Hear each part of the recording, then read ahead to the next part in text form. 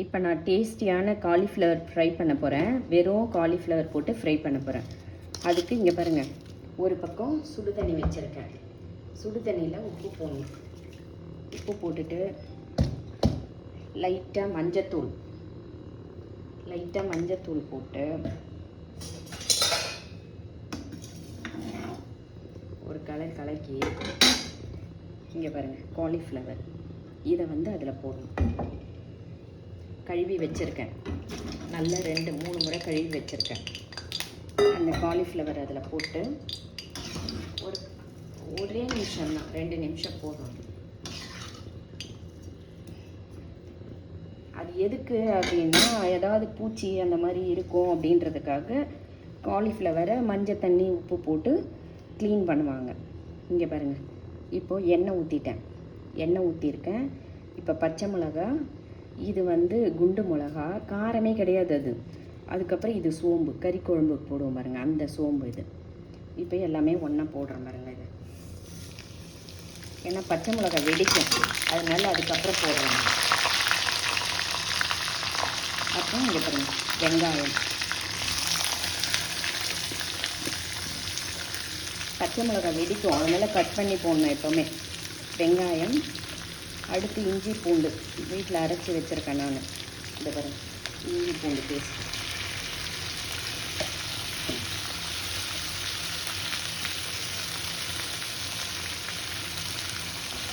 இஞ்சி பூண்டு பேஸ்ட்டு போட்டு கொஞ்சம் வதக்கணும்.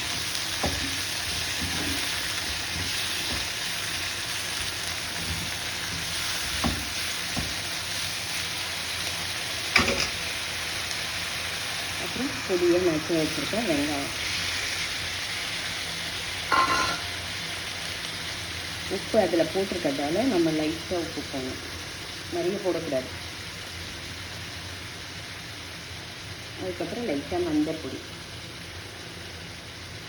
போட்டு நல்லா வதக்கணும்.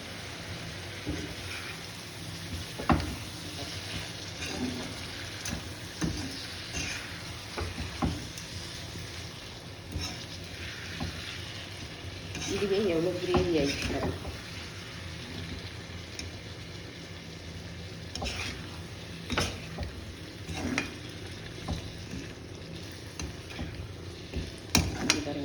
இதில் எண்ணெய், அப்புறம் கறி குழம்பு போடுவோம் அந்த சோம்பு, வெரை மிளகா, காஞ்ச மிளகா, காரம் இல்லாத குண்டு மிளகா ஒரு 5, அதுக்கப்புறம் இஞ்சி பூண்டு, தக்காளி, பொடியாக நறுக்கின வெங்காயம், இதெல்லாம் போட்டு நல்லா வதக்கிட்டுருக்கேன். எப்போவுமே பச்சை மிளகா போடும்போது முழுசாக போடாதீங்க, வெடித்து முகத்துலேயே தெரிக்கும். அதனால் கட் பண்ணி போடுங்க. கட் பண்ணினா இந்த மாதிரி கூட போடலாம். அது பாருங்கள், இப்படி கூட போடலாம். ஒரு சிலர் முழுசாக போடுவாங்க, அது பாத்திரம் ஆழமாக இருக்கணும். ஆழமாக இல்லைன்னா பாத்திரம் சின்னதாக இருந்தால் நம்ம மேலே வெடிச்சு மேலே வரும். பாத்திரம் பெருசாக ஆழமாக இருந்துச்சுன்னா பாத்திரத்துக்குள்ளேயே இருக்கும் வெடித்தாலும். அதுக்கப்புறம் இப்போ அந்த காலிஃப்ளவர் இருக்குல்ல, அதை எடுத்து இதில் போட போகிறேன்.